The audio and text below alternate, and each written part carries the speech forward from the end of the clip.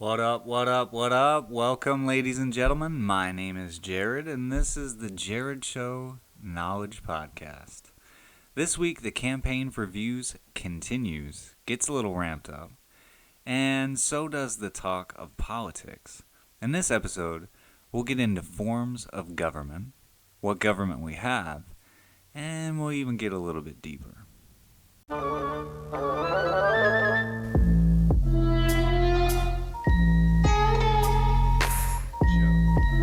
Ladies and gentlemen, boys and girls, The Jared Show.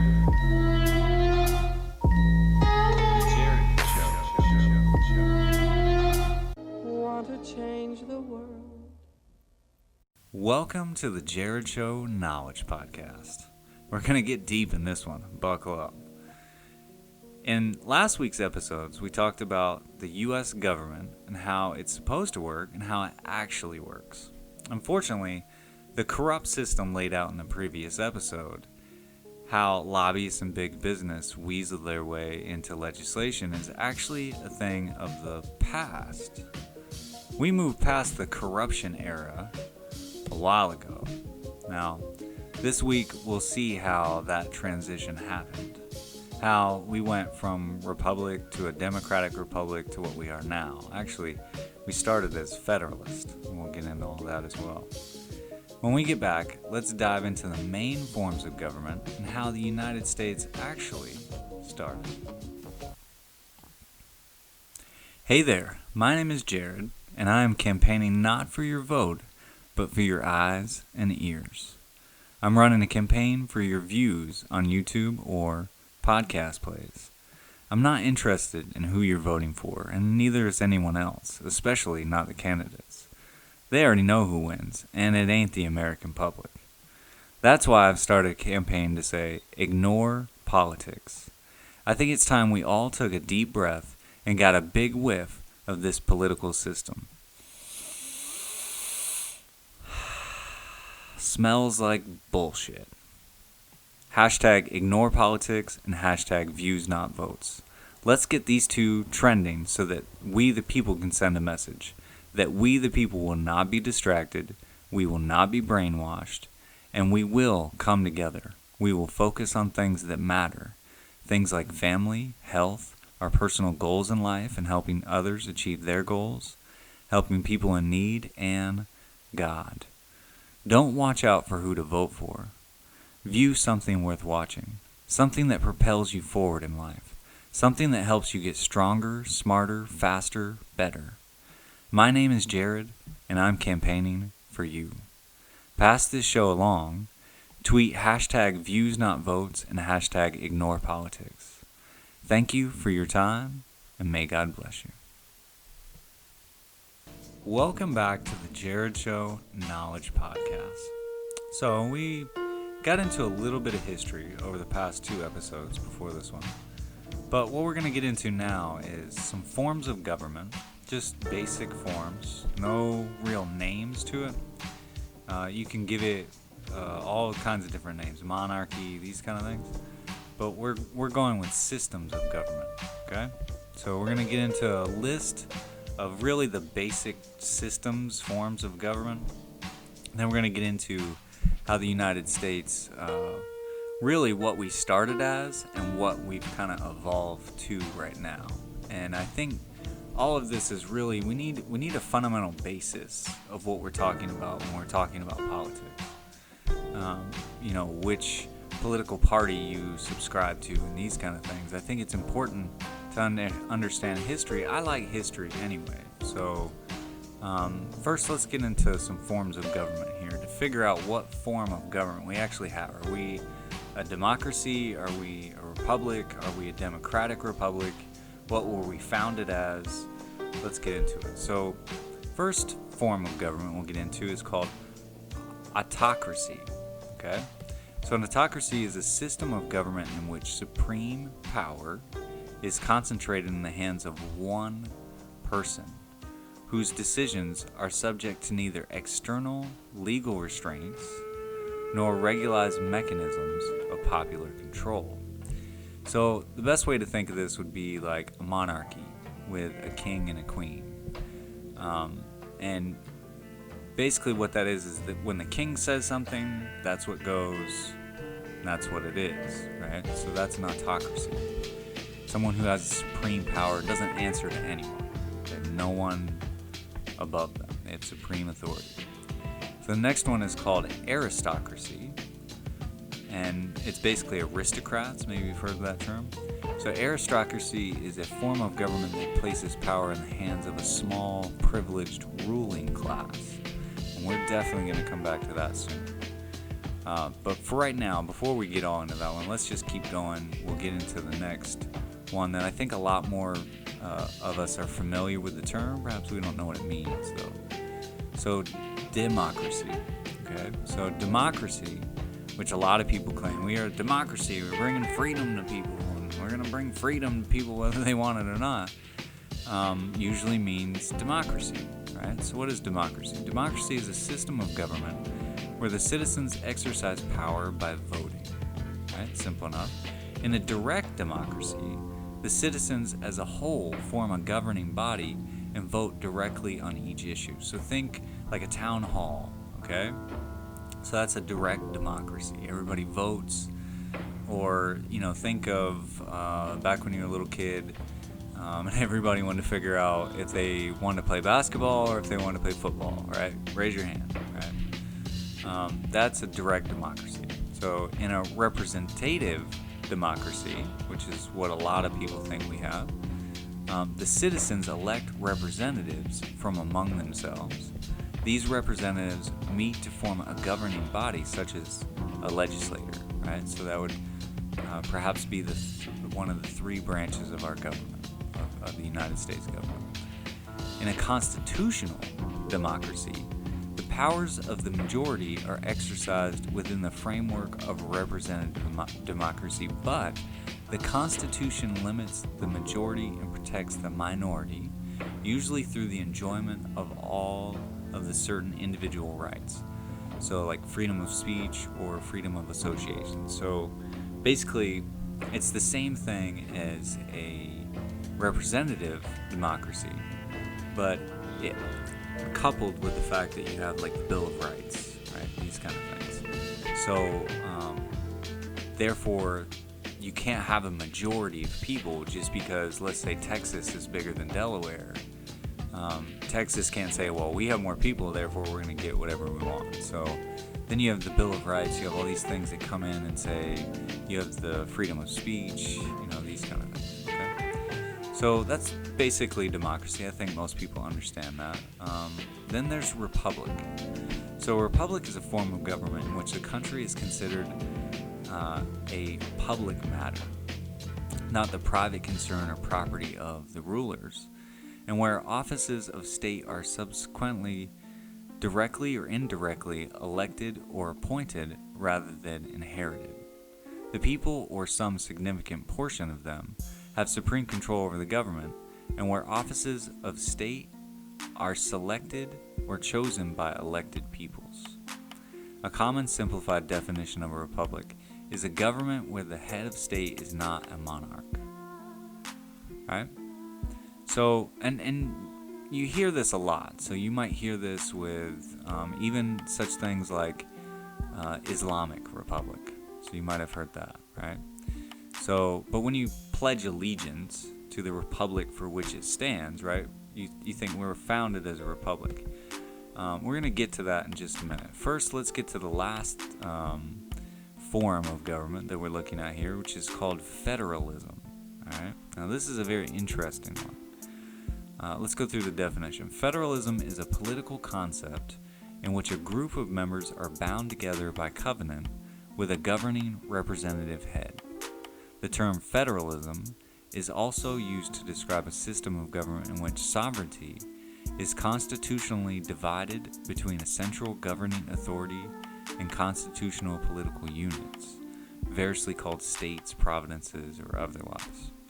Federalism is a system based upon democratic principles and institutions in which the power to govern is shared between national and providential state governments, local governments, creating what is often called a federation.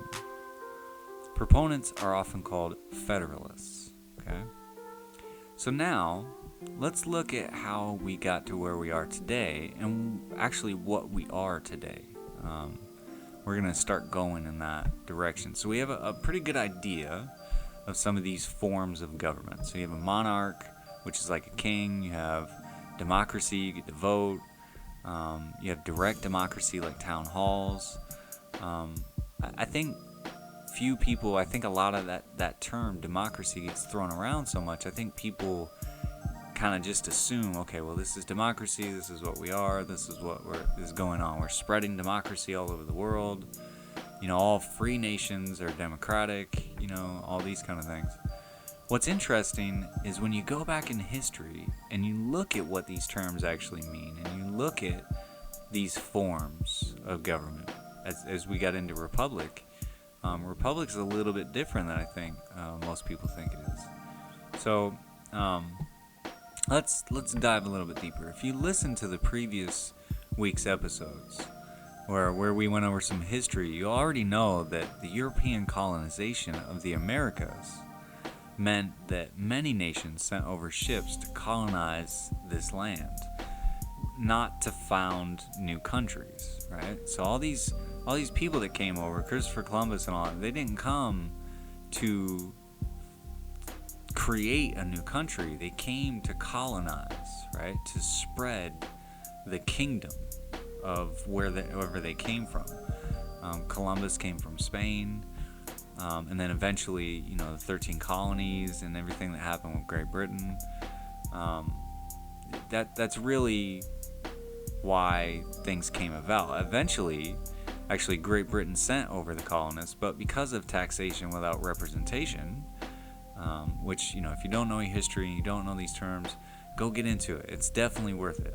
Personally, I love history. I love to get into these things because it allows you to look at what's going on around you and see it for what it is, instead of somebody telling you through a news organization or these kind of things.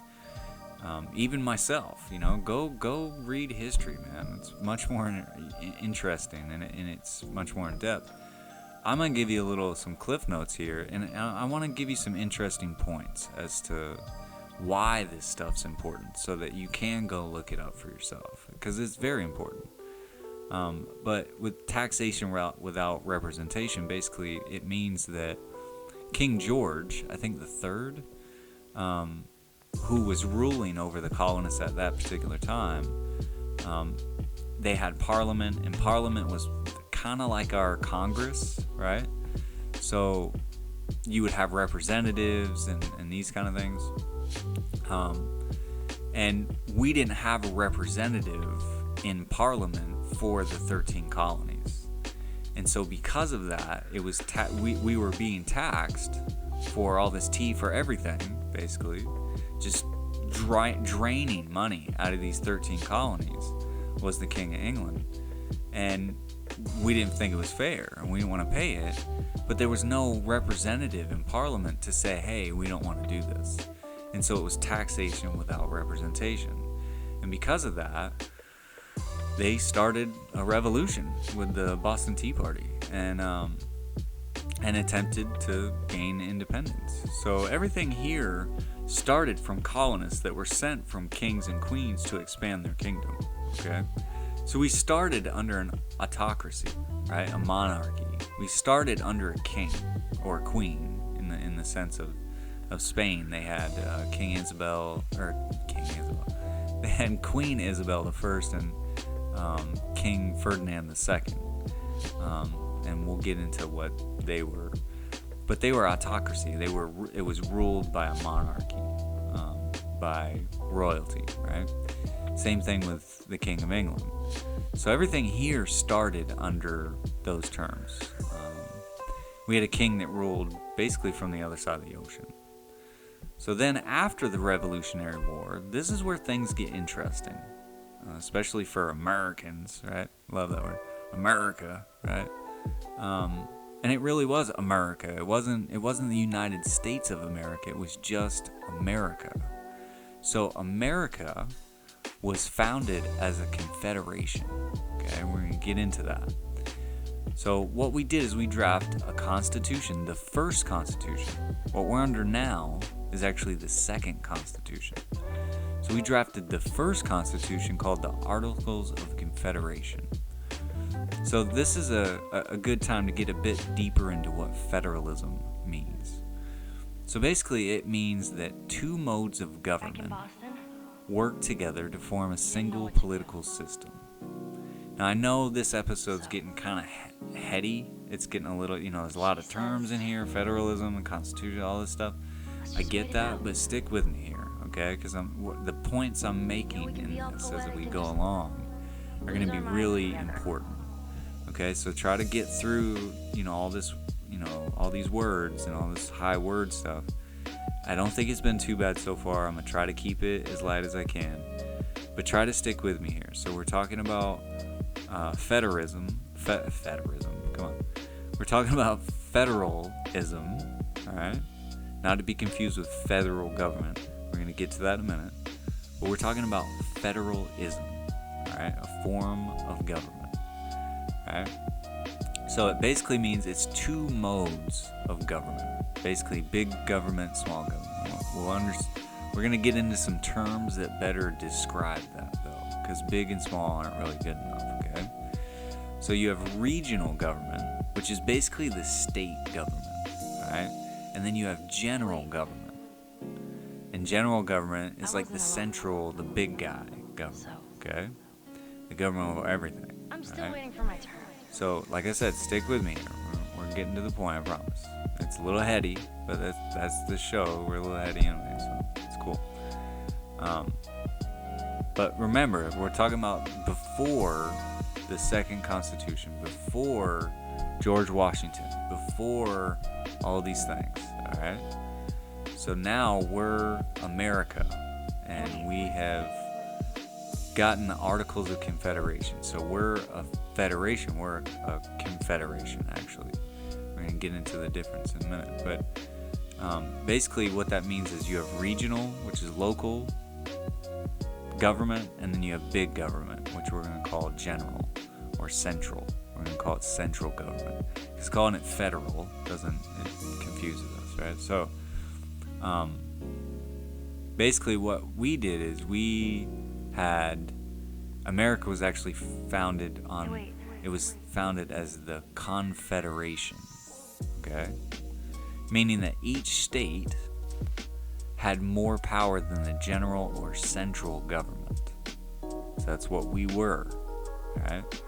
The central government had a president named John Hanson, though he was officially called President of the Continental Congress, all right? So there was no United States. It was just America, right? Say it with me, America, right? So as the second Constitution came about, it granted more power to the central government, and we became, now I'm going to use some crazy words here, but stick with me, right? So we became a devolution within a unitary state. Or in layman's terms, what that really means, devolution of within a unitary state. In layman's terms, we went from America, a confederation, to the United States of America, a republic, supposedly.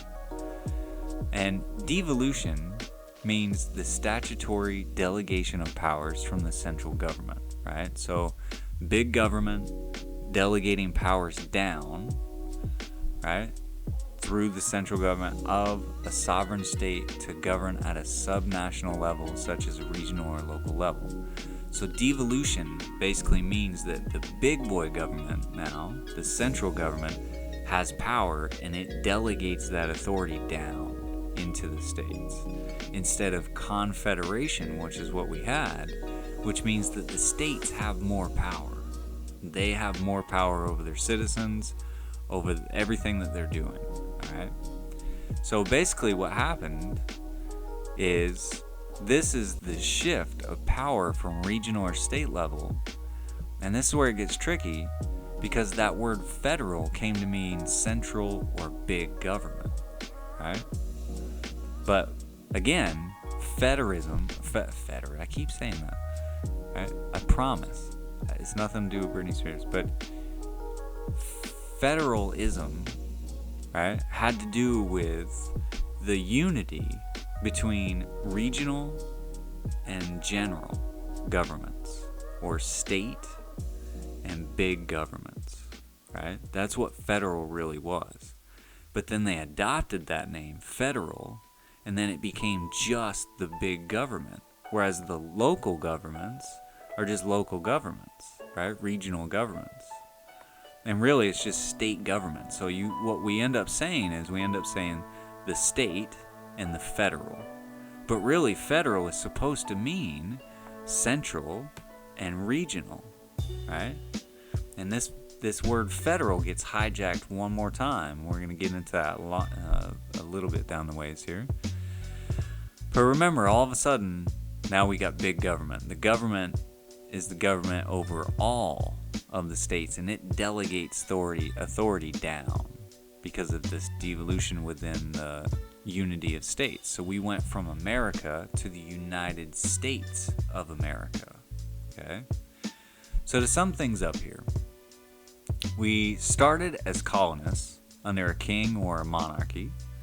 We fought a revolution for independence, founded a confederation that quickly slid from regional or local government having the majority of power, called America, to a devolution within a unitary state called the United States of America, with a federal government using a Republican political system.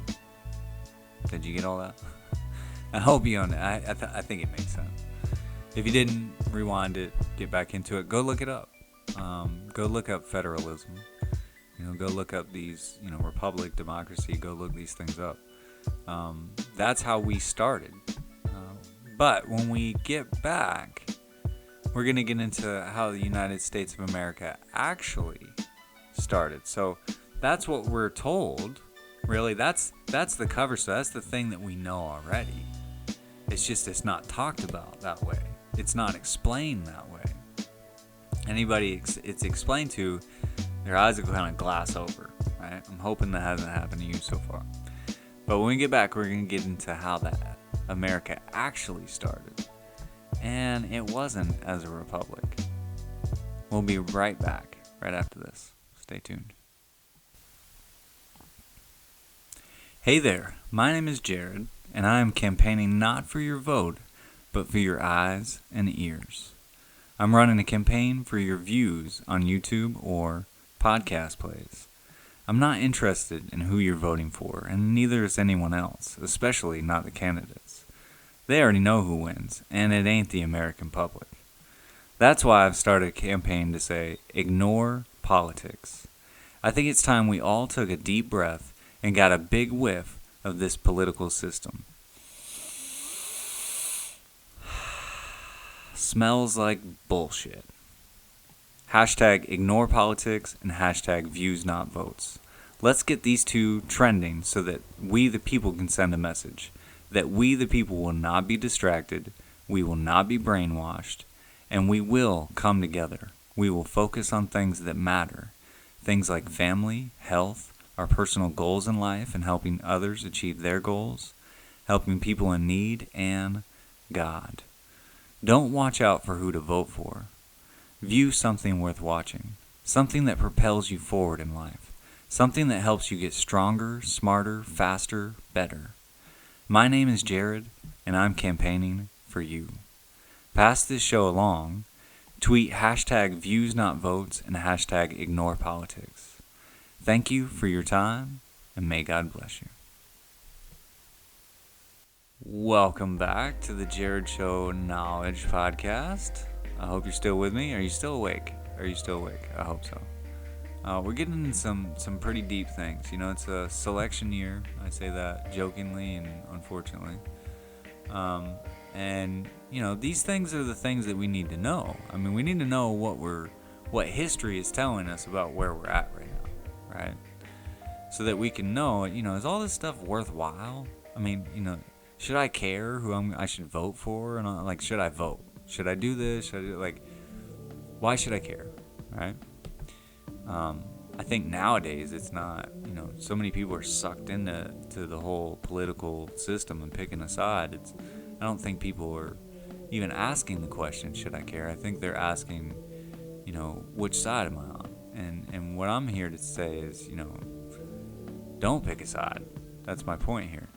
But there's a reason behind that. I'm not just some, madcap, Mad Hatter, and like in Alice in Wonderland, a merry unbirthday to you. There's a reason to this, and it's because of history.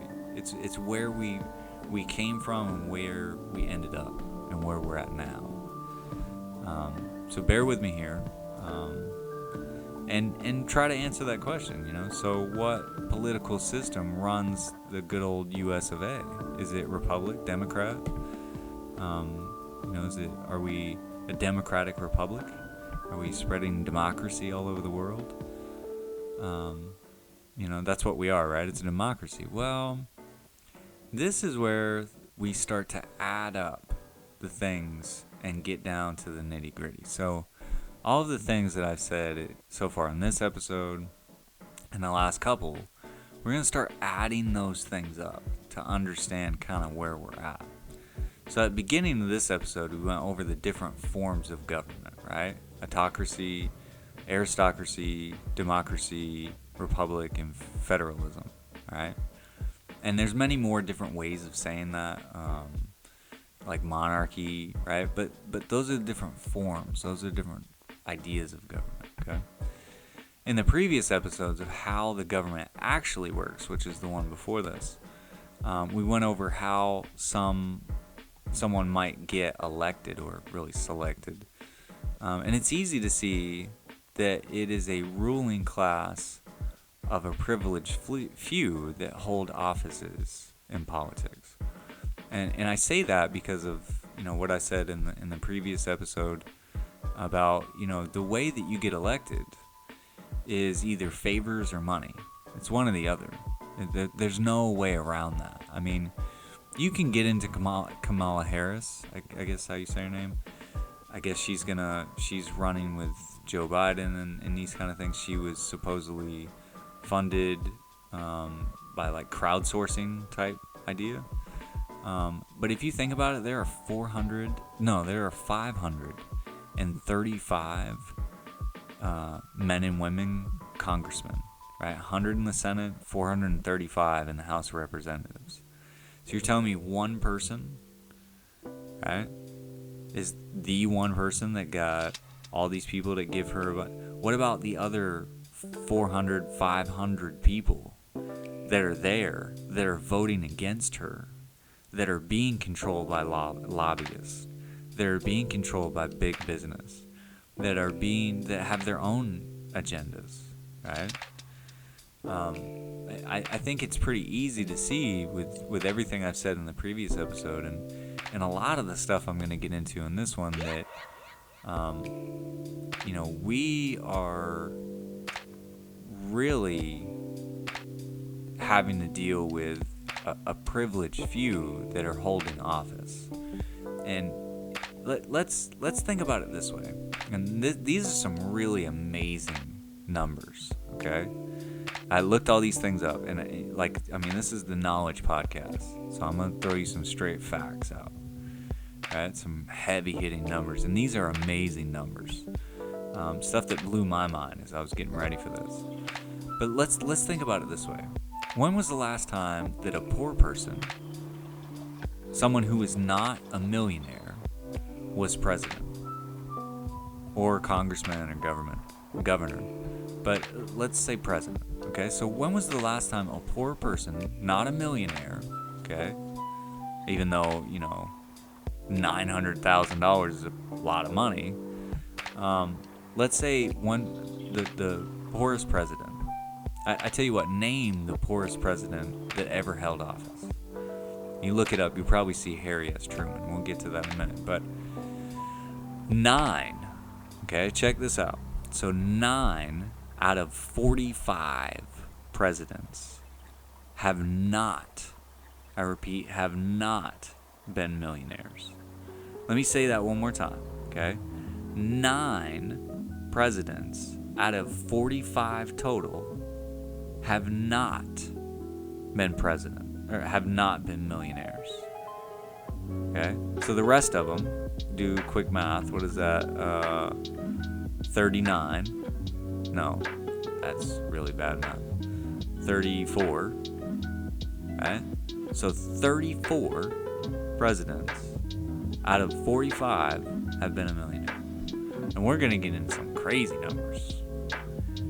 Now, out of those 9 that were not millionaires, they were all considered to be doing pretty well for themselves. I mean, it wasn't like they were dirt poor.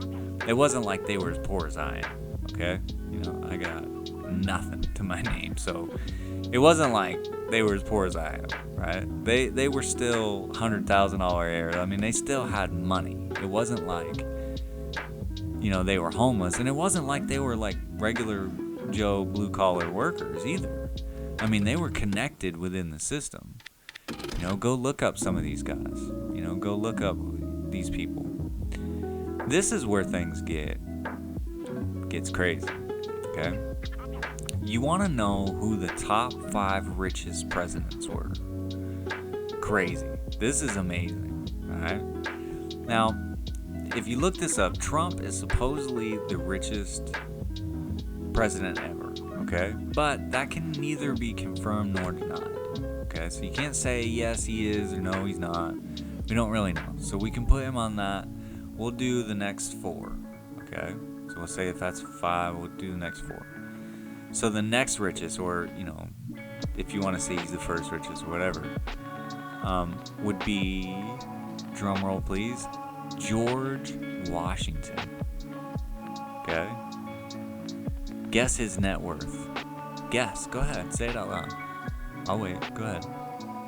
$1 million, $2 million. You're getting closer. 3 million, 5, 10 million, 100 million. Why does it feel like I lost? 200 million. Nope. Not even close. George Washington worth $587 million. Alright, are you ready for the next one? Okay. Oh, it gets better. It gets better. He's the other than Donald Trump, okay? Because we don't know how much he really is worth.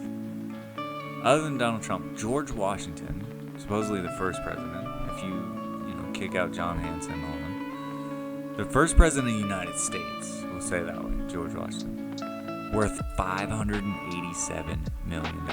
You heard that right. $587 million.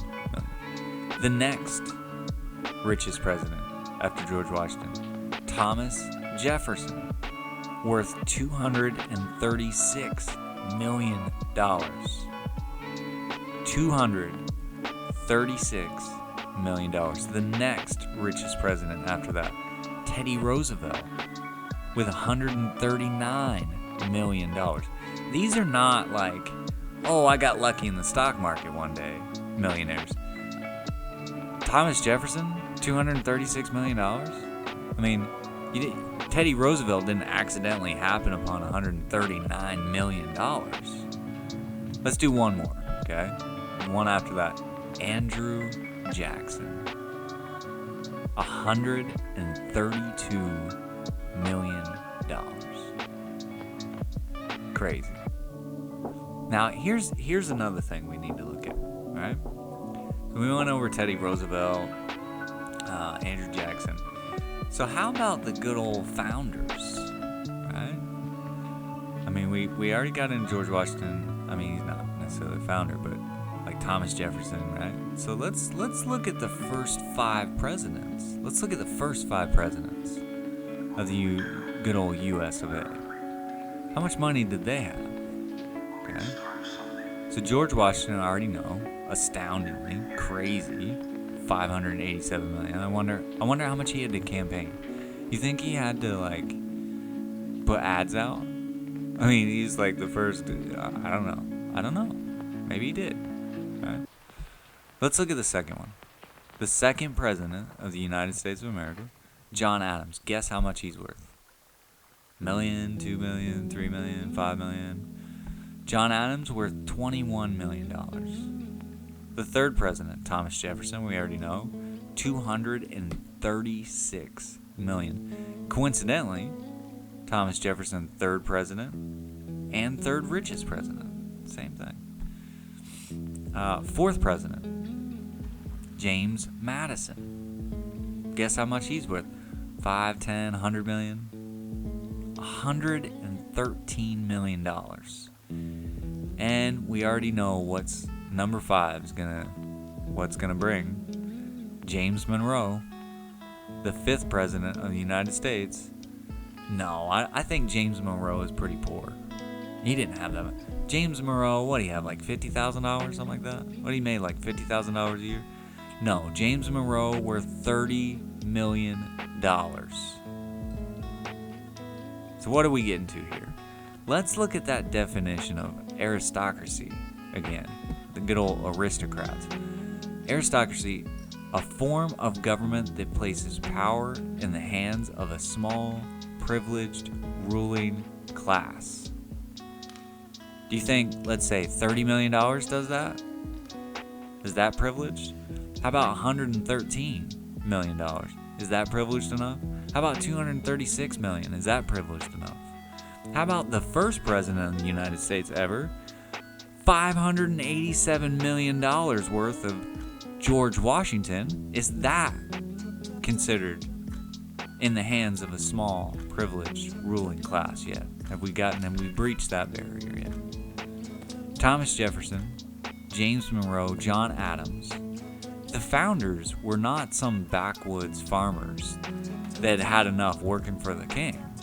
Hey, we don't want to pay these taxes. They were shrewd businessmen that seized an opportunity and a country. Sure, they were founders. But founders of what? A republic? Or a democracy where all the millionaires represent all the poor people in government and make all the decisions? I hate to break it to you, I'm gonna burst a bubble right now. I'm gonna do it. It's gotta be done. Right? I'm gonna jock all these millionaires, right? We're gonna get into that in the next episode. But, I'm a burst a bubble right now. You may not like it. You'll get over it, I'm sure. Here's the thing. We have never, ever been a republic or a democracy. And chances are, highly likely, we ain't never gonna be. We have always been what's called an oligarchy, or in newer terms, you can call it a plutocracy. I don't like it because it's like the planet Pluto-ocracy kind of thing. I don't like that. But oligarchy, that one I dig. And it's very to the point. So oligarchy comes from Greek, oligos, meaning few, and archo, meaning to rule or to command, is a form of power structure in which power rests with a small number of people. These people may be distinguished by nobility, wealth, education, corporate, religious, political, or military control. So technically you could say, like, let's say in the case of Spain. So Spain sends over Christopher Columbus, right? 1492, right? I don't know the song, right? So Spain has Queen Isabel I and King Ferdinand II. So you could look at that as an oligarchy, right? Because it's a ruling class, right, that is ruling over everybody, and they're all kind of in it. They're in cahoots. They're in it together, right? But you can say such states are often controlled by family who's passed their influence from one generation down to the next. But inheritance is not necessarily a condition of oligarchy, right? So throughout history, oligarchies have often been tyrannical, relying on public obedience or oppression to exist. This is why I like Aristotle actually pioneered the use of the term as meaning ruled by the rich, for which another term commonly used today is plutocracy, which again I don't like because it's like Pluto and it makes it sound silly. I prefer oligarchy. I still prefer Aristotle's term of oligarchy. And when we come back, we'll get into how this rule by oligarchy isn't just in the United States, and just how far-reaching it is. We'll be back right after this. Hey there, my name is Jared, and I am campaigning not for your vote, but for your eyes and ears. I'm running a campaign for your views on YouTube or podcast plays. I'm not interested in who you're voting for, and neither is anyone else, especially not the candidates. They already know who wins, and it ain't the American public. That's why I've started a campaign to say, ignore politics. I think it's time we all took a deep breath and got a big whiff of this political system. Smells like bullshit. Hashtag ignore politics and hashtag views not votes. Let's get these two trending so that we the people can send a message. That we the people will not be distracted, we will not be brainwashed, and we will come together. We will focus on things that matter. Things like family, health, our personal goals in life and helping others achieve their goals, helping people in need, and God. Don't watch out for who to vote for. View something worth watching, something that propels you forward in life, something that helps you get stronger, smarter, faster, better. My name is Jared, and I'm campaigning for you. Pass this show along. Tweet hashtag views not votes and hashtag ignore politics. Thank you for your time, and may God bless you. Welcome back to the Jared Show Knowledge Podcast, kicking some knowledge, throwing it long, going deep. But maybe it's time I got out my old tinfoil hat, because what we're talking about here, I'm sure so many people will want to just shrug off as conspiracy theory nonsense. Unfortunately, for us, everybody, this is just not the case.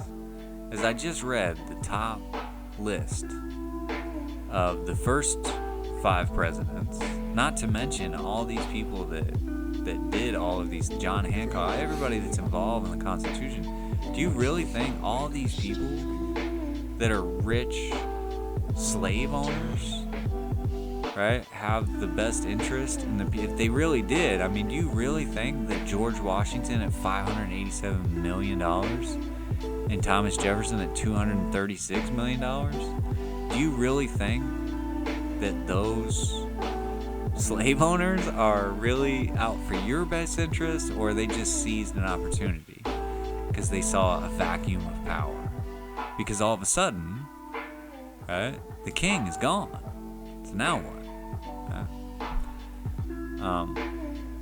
This is what it is, folks. I mean, I'm not trying to,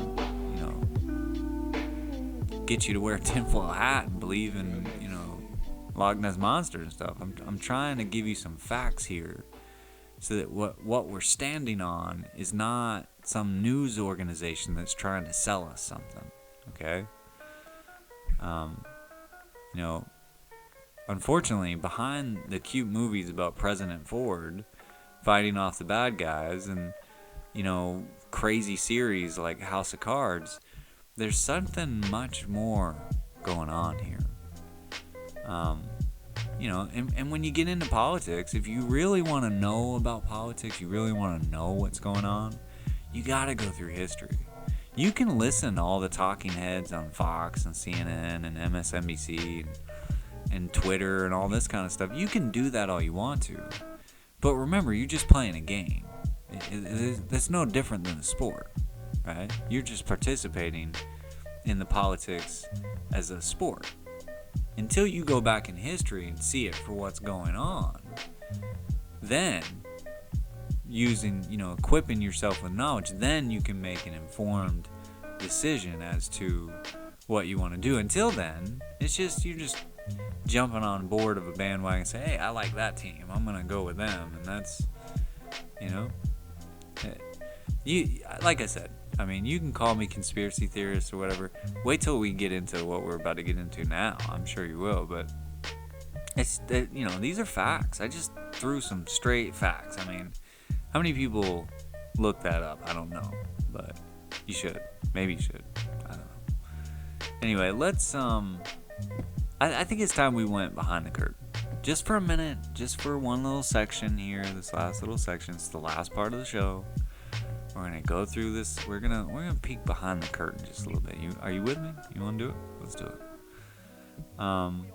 Let's start with the word federal again. It seems to keep popping up, doesn't it? Federalist, and all these kind of articles of Confederation and what was it? The Union versus the Confederates, right? So it's gonna pop up one more time, and this is gonna be a little confusing if you let it be, okay? But let's start with the word federal, as in Federal Reserve. Maybe you've heard of this, maybe you haven't. But in case you haven't, and we're not gonna get too deep here. Like I said, we're just peeking behind the curtain. We're not diving through the back of the stage here. We're just gonna do a little peeking though, but I think it's important to understand this, to understand everything that we've just talked about with forms of government and where we're at, and aristocracy, and the aristocrats that we're dealing with and how they form things. So let's get into the Federal Reserve just a little. We're gonna dip our toe in it just a little bit, okay? So the Federal Reserve is where every dollar of money comes from, and it is not part of the United States government. So if you look up the Federal Reserve, which I've done many, many times, and you go through, you're going to get, .gov, you go through the whole process and you see what the official government website tells you what the Federal Reserve is and all these kind of things. They're going to tell you, okay, well, it goes through the government, and they have very little power and all these kind of things. We're gonna look at it with we're gonna disregard the people. It's like my old English teacher used to tell me, if you want to tell me what a word means, don't use the root meaning, right? And go to a source that's credible. If I'm trying to understand whether the federal government and the Federal Reserve are separate entities, I'm not going to go ask the federal government, right? The federal government is going to say, well, yeah, of course, we got power over them, right? If you watch, I've seen this actually, I think it's Allen Ginsberg. If you watch what the Federal Reserve chairman actually said on... I'll have to come up with this. I'll try to link this in the description. I'll try to find this because it is definitely worth a view. I think it's an interview with Charlie Rose on PBS, and he says that they have no oversight. The Federal Reserve has no oversight, and basically, taking ourselves out of that context, I think it's very safe to say that the Federal Reserve is no more federal than Federal Express. And I'm sure if you've seen Zeitgeist and all these things, I'm sure you've heard these kind of things. We're just dipping our toe in so we can kind of understand a little bit more of what's going on. I don't necessarily recommend Zeitgeist because there is some disinformation in there, especially when it comes to religion. So I've gone through Zeitgeist and researched what the facts that they're claiming in Zeitgeist, and I'm here to tell you that not everything in there is perfectly correct, especially with religion. But when it comes to money, they are on the money. When it comes to the Federal Reserve, they're right on that. And here's the thing: before we get deep into the Fed, we're not going to get that deep.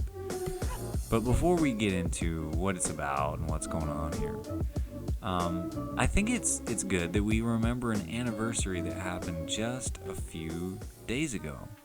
Actually, on September 10th, 1833. President Andrew Jackson announces that the government will no longer use the second bank of the United States, the country's national bank, on September 10th, 1833. So did you catch that?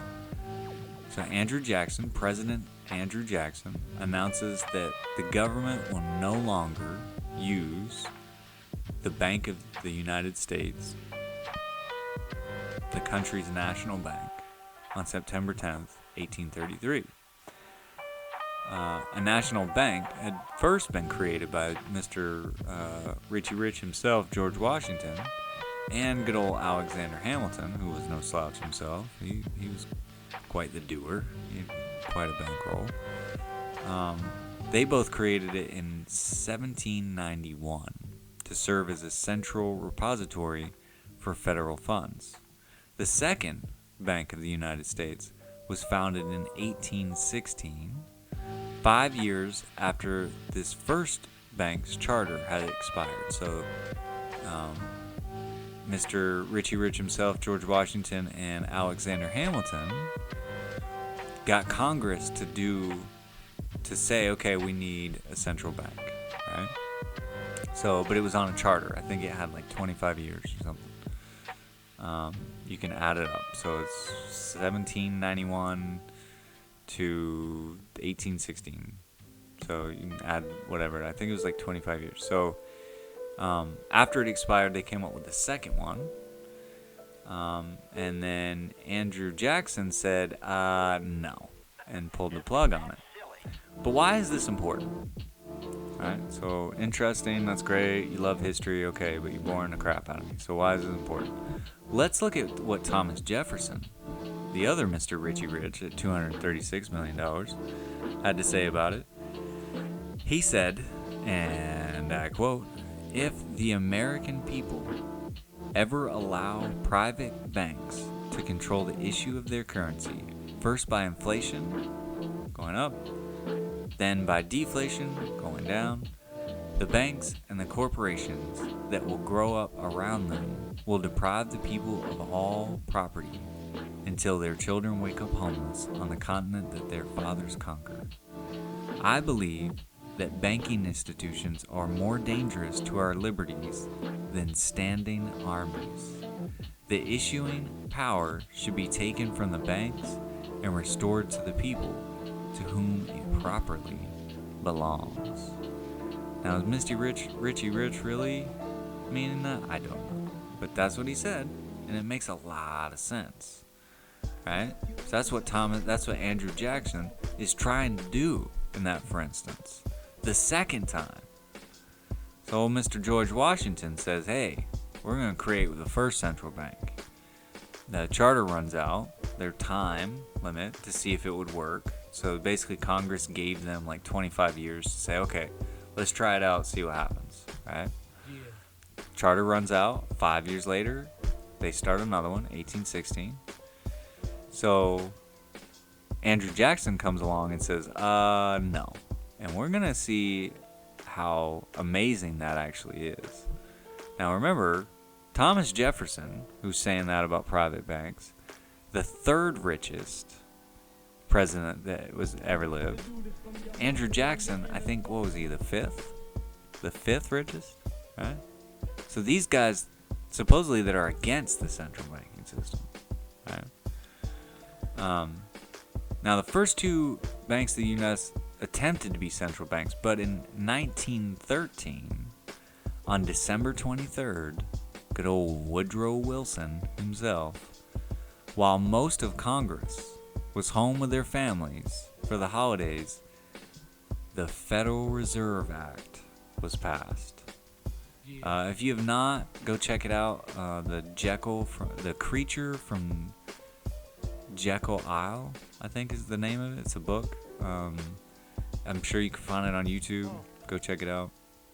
Very interesting. Very, very interesting how all that stuff came about. And all of these things are really interesting. I just don't have enough time. We're just dipping our toe in the pool here. But what the Federal Reserve Act did, is it created a fractional reserve banking system. And we're not getting into that. That'd take a minute. But basically what that does is it puts that power that comes from the control of currency into the hands of a few. So let's think about it this way.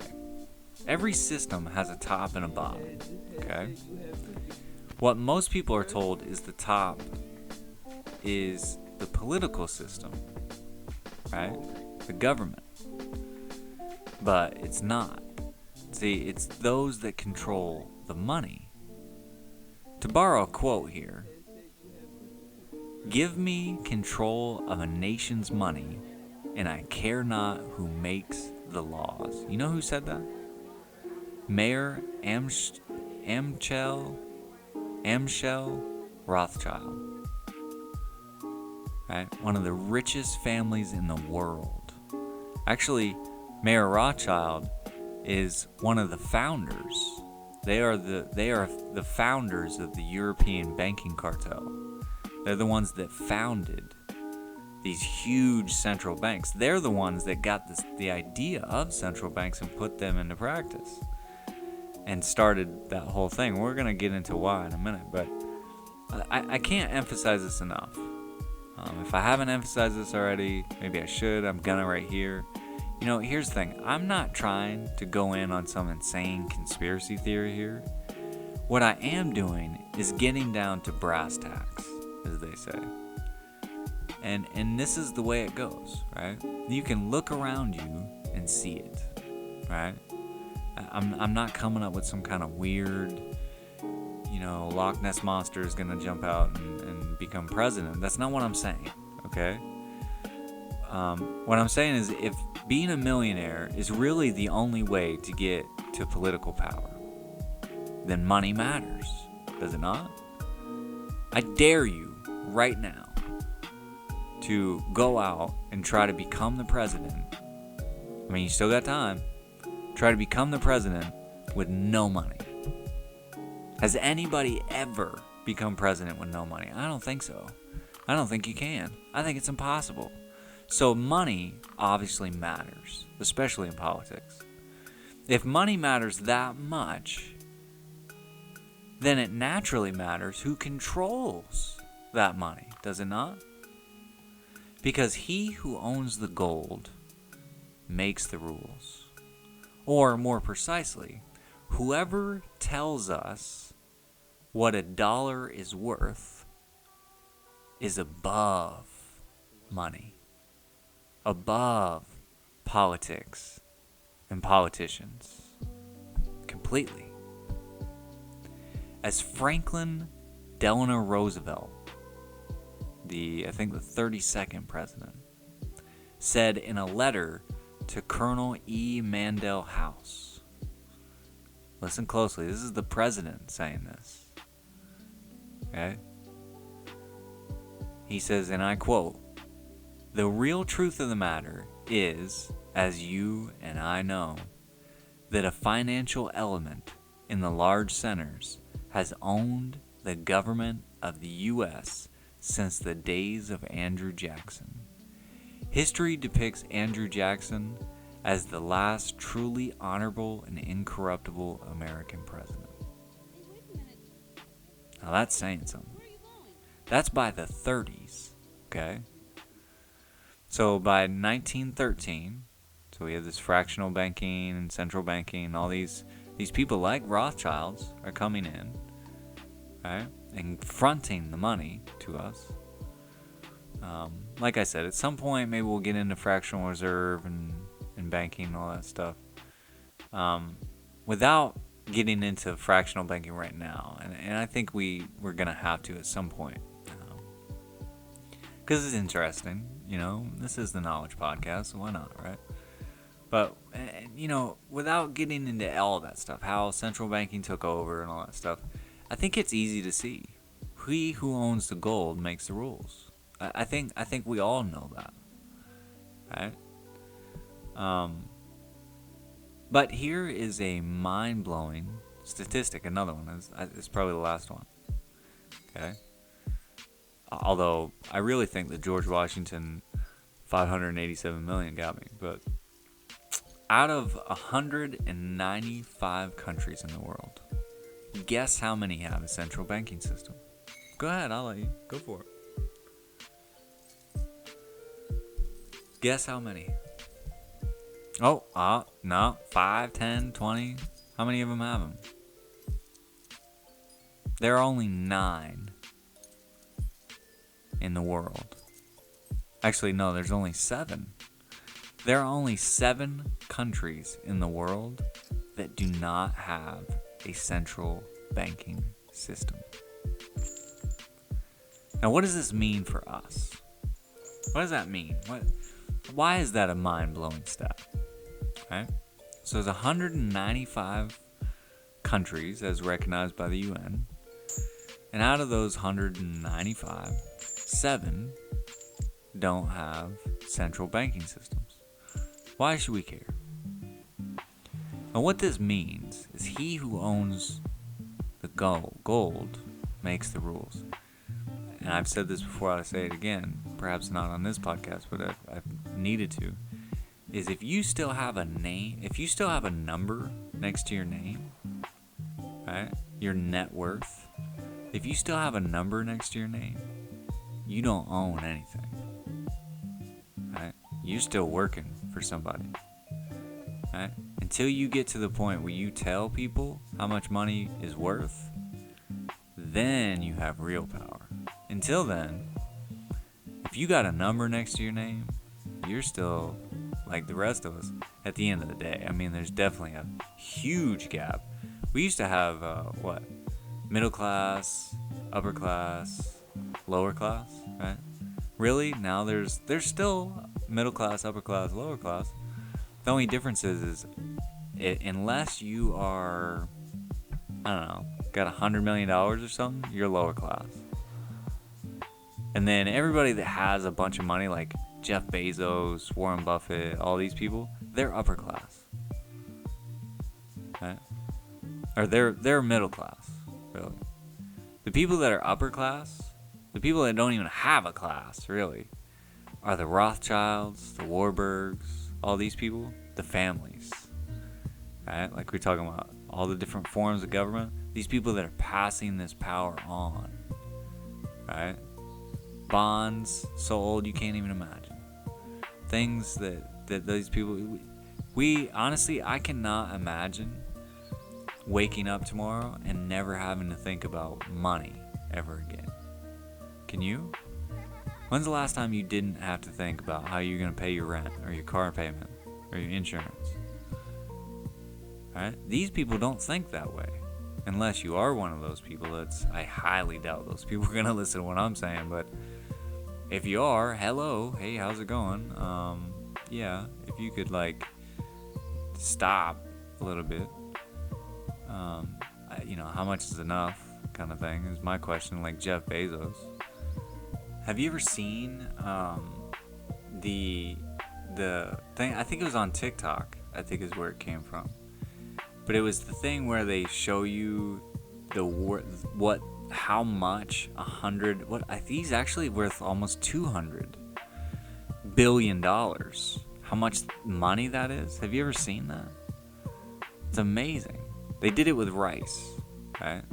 And at the time, I say that. I have to say that. It's crazy. He was only worth $122 million. This was February of this year. That man has almost gained $100 billion in 1 year. And again, he's still working for somebody. He's still got a number next to his name. Until you got no number next to your name, you ain't calling any shots. Anyway. Yeah. At the end of the day, what does this mean for us? What does all that mean to us? Right? What it means is the oligarchy that we were talking about. The oligarchy we were talking about, where, George Washington, Thomas Jefferson, and all these guys, the millionaires that run everything. What we're really talking about is the oligarchy is not politics. It's like Aristotle said. It really has to do with money. And it always has. You see, money has been the means by which peasants sought to take the crown.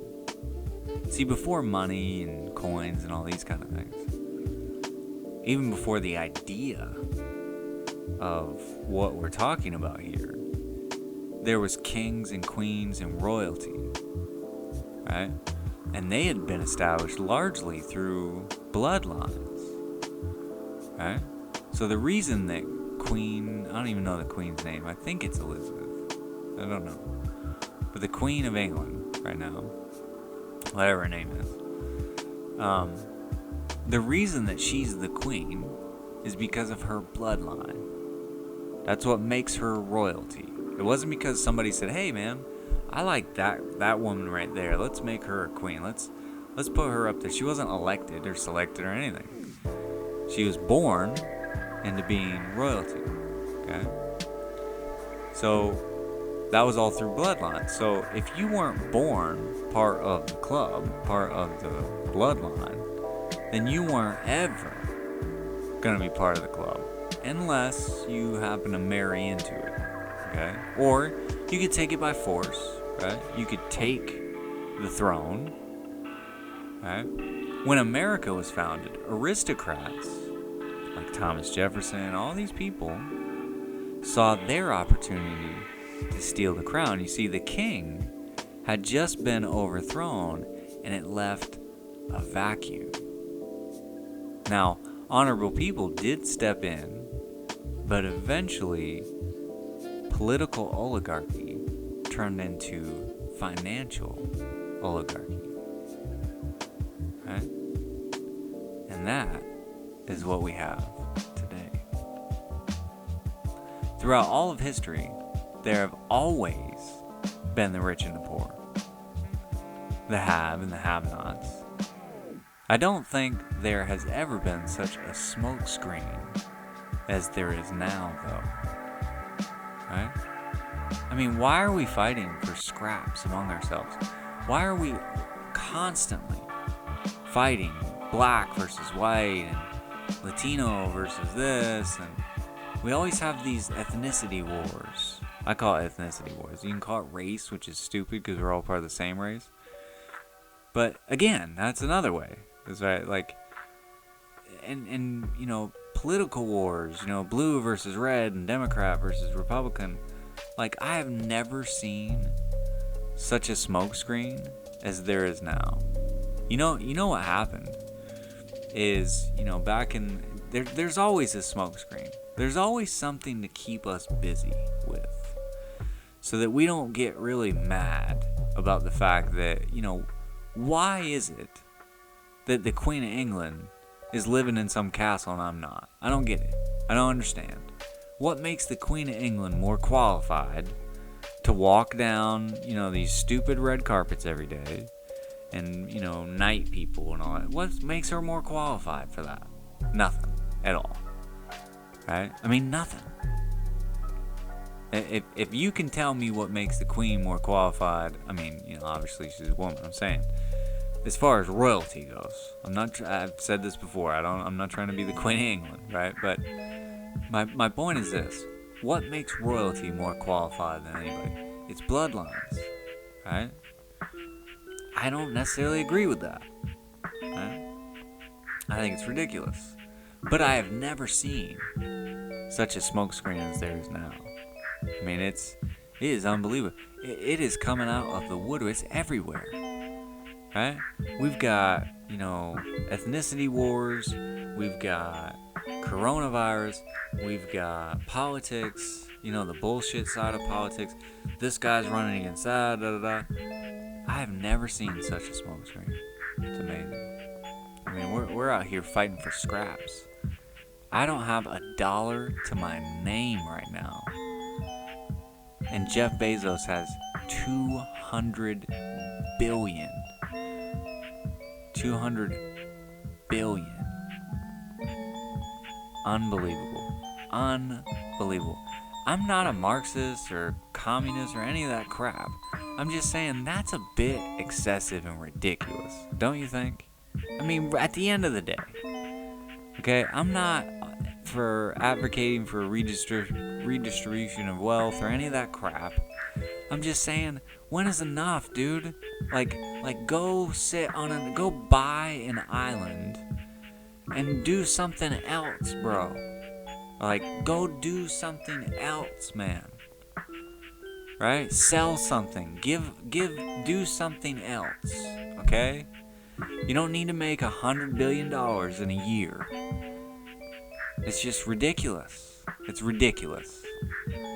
Right? I mean, there's no, like, you couldn't even spend $100 billion in your lifetime. He has twice that. That dude could not spend as much money as he has. And anybody at that level. I mean, it would be hard to spend $1 billion in your lifetime. Even if you bought your own island, your own continents, it'd be hard to spend that much money. I mean, when is enough enough? That's all I'm saying. Like, dude, go sit on a beach somewhere, man. Go do something else, bro. That's all I'm saying. Anyway, we fight the same battles. We fight the same shit. It's the same thing. Every generation after generation after generation. The 60s is the same, and I've said this before, I'll say it again. We keep fighting the same things over and over and over. It's like the same reboot of the same movies. Right? Like, did you know The Mechanic? You ever seen The Mechanic with Jason Statham? Did you know that was a remake? I didn't know that. When I found out, I was like, are you kidding me? It's like everything in movies is a remake, and you just don't know it because it's so old. It's the same thing. We fight the same crap battles. Ridiculous, stupid crap. It's unbelievable. Nothing has changed. Those that control the money still pull the strings. The millionaire puppets still act like they run things. Both groups give us the illusion of a voice, of some semblance of control over things as the general populace. You know, I'm not trying to get all discouraged on, all crazy and all that stuff. One of my favorite comics, because I think he spoke truth to power in a couple of different things. Again, with this guy, I really didn't like his take on religion. Just because I don't think I think he was just angry at the end of the day. I'm not sure that he really looked past things. I think he tried to see what he wanted to, but as far as religion goes, but when it comes to this kind of things, these are numbers. These are things you can pin down. I can do that with religion. If you can go listen to my other podcast that I do that's more religious in nature. It's called the Wisdom Podcast, the Jared Show Wisdom Podcast. Go check that out. Actually, I'm going through the comparative religion study right now. Actually, we've already done Buddhism, Hinduism, Taoism. We're getting into Judaism. Just got done with Islam. That was interesting. So go check those out. They're well worth it. But yeah, I just didn't like this comic's take on religion. I don't think he gave God a fair shake, but everybody has their own opinion, right? But it's George Carlin. I mean, have you ever watched George Carlin? The dude is hilarious. Some of it's hilarious. I think the older he got, the darker he got, and the more he was just the old guy talking crap to people, just letting people have it kind of thing. But he was talking in one of the episodes, one of the things he did. I can't remember the name of the special that he did that he said this, but in one of them he gets into education, and he says some things that are really poignant. They're really on point. And I'm going to quote him right now. So this is George Carlin on one of I think it was an HBO special. I can't tell you which one, but this is what George Carlin had to say. And I think it's just a great way to kind of wrap this up here for this one. So George Carlin said, and I quote, "There's a reason education sucks, and it's the same reason that it will never, ever, ever be fixed. It's never going to get any better, because the owners of this country don't want that. I'm talking about the real owners now, the real owners. The big, wealthy business interests that control things and make all the important decisions. Forget the politicians. The politicians are put there to give you the idea that you have freedom of choice. You don't. You have no choice. You have owners. They own everything. They own all the important land. They own and control the corporations. They long since bought and paid for the Senate, the Congress, the state houses, the city halls. They got the judges in their back pockets. And they own all the big media companies, so they control just about all the news and information you get to hear. It's a big club, and you ain't in it. You and I are not in the big club. And by the way, it's the same big club they use to beat you over the head with all day long when they tell you what to believe. All day long they've beaten you over the head in their media, telling you what to believe, what to think, what to buy. The table is tilted, folks. The game is rigged, and nobody seems to notice, nobody seems to care, because the owners of this country know the truth. It's called the American dream, because you have to be asleep to believe it. Carlin nailed it. And I wanted to read that quote because it's so true. When you really when you stop listening to the Fox News and all these kind of things, and really get away from politics. I don't understand why we have allowed politicians to just bald-faced lie to us every year. I don't understand. I've never understood that. I don't understand why you can have somebody stand up there and say, we're going to go to the moon, we're going to build a wall, we're going to balance the budget, we're going to do this and this and this. And I mean, just whatever it is that you want to hear, they will say, and then get in there and say, well, it's gridlock, there's nothing I can do about it, and just it's like, I don't understand why we allow this. It makes no sense. When you shut all the bullshit off, like Fox News, CNN, MSNBC, all the bullshit news out there, these media that are owned by all these people, you know, Rupert Murdochs and Ted Turners and all these people that are millionaires, billionaires, right? When you shut all that crap off and you look at it for what it truly is, you start seeing it for what it is, right? You're not being told what it is. You start seeing it. And, you know, some of us get it, some of us don't, you know. I'm sure if you made it all the way to the end of this, you probably already get it, you know, or maybe you've received a revelation. You're like, wow, this makes sense to me. You know, I'm hoping I can do that for you. I hope you've enjoyed the show. Whatever you do, though, especially if you made it this far, don't get down, man. Don't get depressed on this stuff. You know, there is a silver lining in all this stuff. And we're going to get to that in the next episode. And basically what it has to do with views, not votes. You know, it has to do with the fact that it matters. You have control over the things that you are looking at. Right? You know, as you've probably heard throughout this whole thing, the commercial of views, not votes, the campaign that I'm running, basically, you know, get out, tweet that, man. You know, tweet hashtag views, not votes. Tweet ignore politics. Get people out of this political bullshit system. You know, whatever you gotta do, get people away from that shit. Because that stuff is doing nothing but dragging people to the depths of hell. Dealing with all that stuff. All that pressure, all that worry, all that doubt, all that negativity. We don't need that stuff. There's plenty of other things we can be focused on. We're going to get into that in the next episode.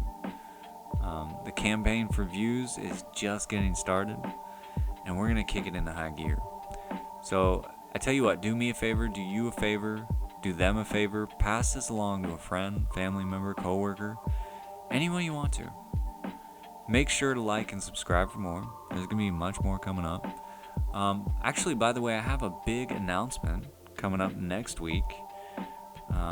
Right now we're right in the throes of the campaign for views, so we're right in the middle of it, but I got a big announcement coming up next week. I've actually been waiting to announce this since even before I started this podcast.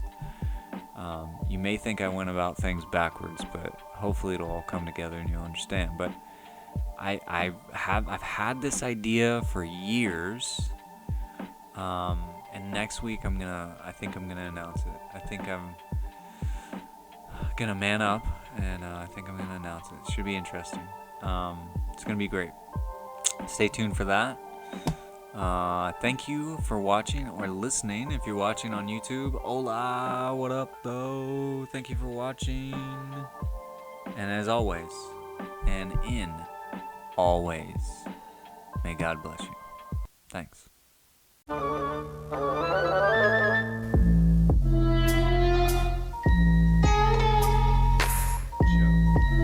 Ladies and gentlemen,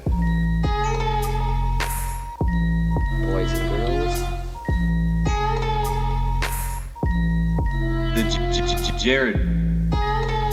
The Jared Show.